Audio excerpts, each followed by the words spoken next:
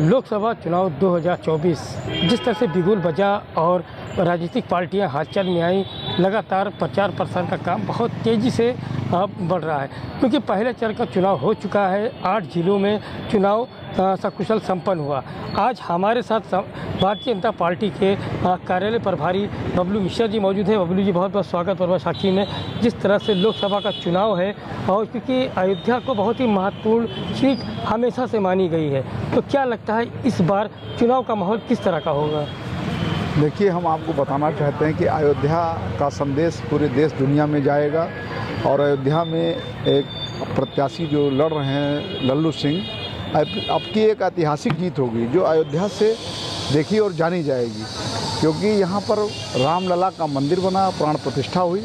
आने वाले समय में अयोध्या देश दुनिया के लिए एक नज़ीर बनेगा लोकसभा, और ये ऐसी लोकसभा है जो पूरे भाजपा के लिए संजीवनी का काम कर रही है। इसलिए अब की लाखों वोट से जीत होगी।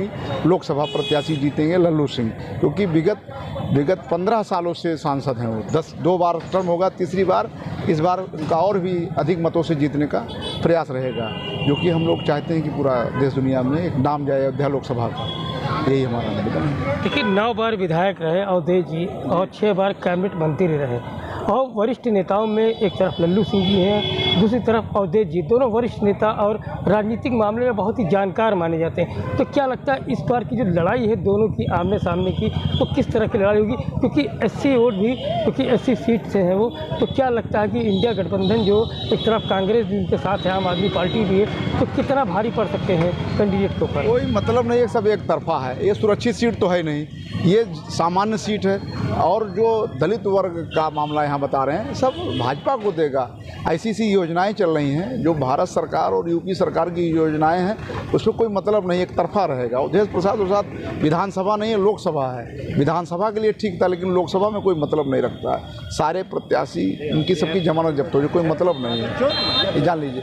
वो विगत 9 बार से विधायक रहे, ठीक है, लेकिन लोकसभा एक चुनाव बड़ा दायरा होता है, और ये सामान्य सीट है, सुरक्षित सीट नहीं है, जिसपे जो समाजवादी ने गलती किया उसका खामियाजा इनको भुगतना पड़ेगा। इनकी जमानत जब्त होगी, जो स्थिति है मैं जो बता रहा हूँ आपको, कोई मतलब नहीं है। सामान्य सीट पर सामान्य को लड़ाना चाहिए था। समाजवादी और एनडीए गठबंधन ने जो गलत काम किया उसका इनको खामियाजा भुगतना पड़ेगा, और अयोध्या सीट से ही इनको एक नुकसान होगा। इनको ऐसा नहीं है, कोई मतलब नहीं। जैसे लगातार बीजेपी कह रही कि 400 पार, तो किस बिहार पे कह रही 400 पार? क्योंकि अभी चुनाव, अभी तो मतदान हो रहे हैं, अभी रिजल्ट घोषित नहीं हुआ, तो 400 पार कैसे है? देखिए, हमारे यहाँ एक नियम है। देखिए, बूथ से लेके पन्ना प्रमुख तक हमारे जितने भी वोटर से लेके एक वोटरों पे नज़र भी भाजपा के कार्यकर्ता और संगठन, इसलिए हम लोगों ने 400 का नारा दिया है।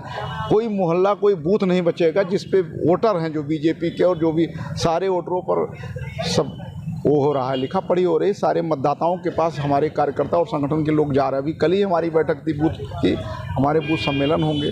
हम एक बूथ पर जाएंगे, एक कार्यकर्ता और वोटर से मिलेंगे, गरीब अमीर सभी जात के वोटरों से संपर्क करेंगे। इसलिए 400 का नारा मोदी जी ने दिया है, 400 पार का नारा, क्योंकि इसका ये पन्ना प्रमुख जैसी पार्टी और बूथ प्रमुख का बनाने वाला कार्यक्रम हमारे यहाँ ज़मीन पर काम हो रहा है, और कहीं नहीं हो रहा। कहीं किसी का बूथ नहीं, ना समाजवादी का बूथ है, ना कांग्रेस का, कोई समाज में है ही नहीं है, इनका संगठन ही नहीं है। इस वजह से 400 पार होना है हमारा यहाँ, जो हम लोगों का नारा है, जो मोदी जी ने बताया कि 400 पार, इसी बेस पर हम लोगों ने 400 का नारा दिया है। इस बार बीजेपी का मेन मुद्दा क्या है? मेन मुद्दा ये है कि जैसे भगवान राम का मंदिर बना, और विकास का मुद्दा है। हमारे यहाँ सब कुछ सही है, कानून व्यवस्था पर है, पढ़ाई लिखाई हो, गरीब अमीर सभी गरीबों को राशन मिल रहा है। हमारे यहाँ देखिए, मोदी जी ने 5 साल के लिए गरीबों के लिए राशन कर दिया है। यही हमारे मुद्दे हैं। स्वास्थ्य पर अच्छी दवाई अच्छी हुई आपकी, तो इन्होंने बुजुर्ग लोगों को किया, जो 70 साल के हो, 60 साल के ऊपर के लोगों का आयुष्मान कार्ड बनाने के लिए भारत सरकार ने कर दिया। यही मुद्दा है, विकास और सुरक्षा और दवा, और ये सब है, यही मुद्दा है। बबलू जी, आप राम मंदिर की बात कर रहे हैं, मंदिर निर्माण तो हो चुका है, और भव्य मंदिर में प्रभु श्याम जी विराजमान भी हो चुके हैं, क्योंकि अब मुद्दा तो रहा नहीं। क्या लगता है इस बार मंदिर निर्माण के नाम पर बीजेपी लुभा पाएगी जनता को? राम मंदिर एक आस्था है। भारतीय जनता पार्टी ये कहती थी कि राम लला हम आएंगे, मंदिर वहीं बनाएंगे, तो यही जो आज सपा और बसपा और कांग्रेस के लोग काल्पनिक कहते थे। मुलायम सिंह जब मुख्यमंत्री थे तो गोली चलवाए थे।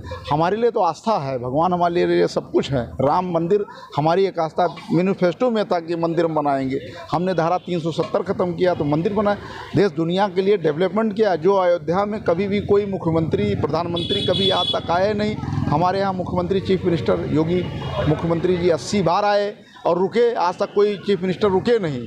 इसलिए अयोध्या की देश दुनिया में पर्यटन के नाम पर पूरी देश दुनिया में जानी जाएगी। यहाँ एयरपोर्ट बना, यहाँ भी स्कूल बने, सारे चीज़ें बने। कभी कोई सरकार अयोध्या को देखती नहीं थी। जब मुख्यमंत्री जब योगी बने और प्रधानमंत्री बने तब इसको डेवलप हुआ, नहीं तो आज तक अयोध्या में तो हमारे लिए एक आस्था है। हमारी सरकार का सबसे बड़ा विजन था।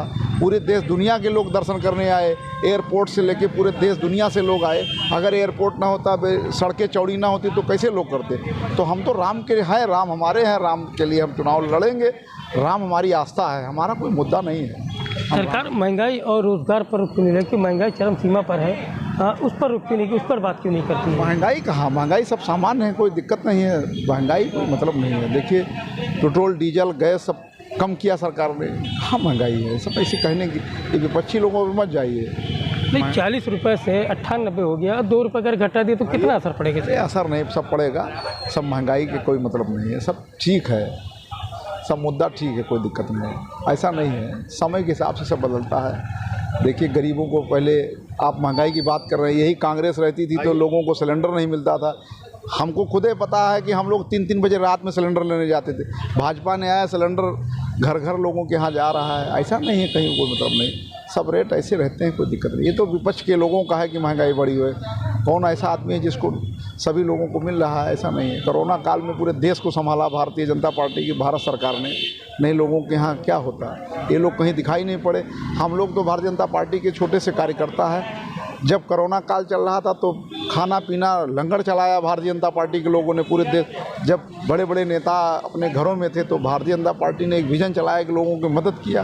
तो हम लोग तो उसमें हैं, कोई ऐसी बात नहीं है। हम लोग तो सरकार के में हैं और जान रहे हैं कैसे सेवा करनी चाहिए। कोरोना काल में सरकार ने बताया कि कैसे सेवा होती है, जब बड़ी स्थिति भयानक में थी। ऐसा नहीं, सब कुछ ठीक है। इस बार का चुनाव अयोध्या का कैसा रहेगा इस बार? क्योंकि आप पब्लिक से जुड़े हैं, आप लोग पब्लिक के बीच जा रहे हैं, तो क्या रुझान किधर दिख रहे हैं? पूरा अयोध्या मय रहेगा। पूरे पांचों विधानसभा में सब राममय रहेगा। राम के नाम पर चुनाव होना है और भारतीय जनता पार्टी एक अयोध्या लोकसभा एक ऐतिहासिक जीत करने जा रही है। पिछली बार से ज़्यादा रिकॉर्ड मतों से जीतेगी। और मैं आपको बता दूं कि अयोध्या विधानसभा में पिछली बार महापौर जी हमारे लड़े थे और 37,000 वोटों से पाए थे। हम लोगों का लक्ष्य है कि कम से कम लाखों वोट से यहाँ से जिताया जाए, सिर्फ अयोध्या विधानसभा से। अगर ऐसे ही तरीके से रहा, हर विधानसभा में रहेगा तो कम से कम 2.5 से 3 लाख वोटों से जीतेंगे माननीय लल्लू सिंह लोकसभा। और इन लोगों की, विपक्ष के लोगों की जमानत जब्त होगी। कहीं कोई है नहीं लड़ाई में, इनको कहीं एक वोट नहीं मिलेगा। प्रथम चरण के जो चुनाव में हुआ उसमें भी भारतीय जनता पार्टी ने पूरे क्लीन स्वीप किया है। ये लोगों के मिथ्या है कि इसे इधर उधर है। इसलिए हम लोग पूरे हिसाब से चल रहे हैं और हमारी सरकार में जनता हमारे साथ है। हम जनता के लेके चल रहे हैं। हम लोग ऐसा थोड़ा हो कि गठबंधन से चल रहे हैं, हम लोग तो अपने हिसाब से चल रहे हैं, बाकी सब ठीक है।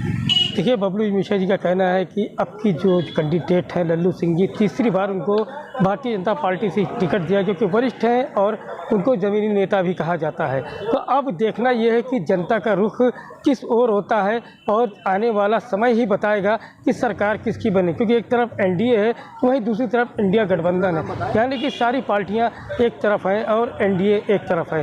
तो ये आने वाला वक्त ही बताएगा कि किसके पक्ष में जनता जाती है। अयोध्या से तुफाइल अहमद, प्रभा साक्षी, हैदराबाद। अगर आप भी लेना चाहते हैं देश दुनिया की तमाम जानकारी तो आज ही सब्सक्राइब करें हमारे चैनल को। साथ ही नीचे दिए बेल आइकन को जरूर दबाएं ताकि हर अपडेट आप तक पहुंच सके।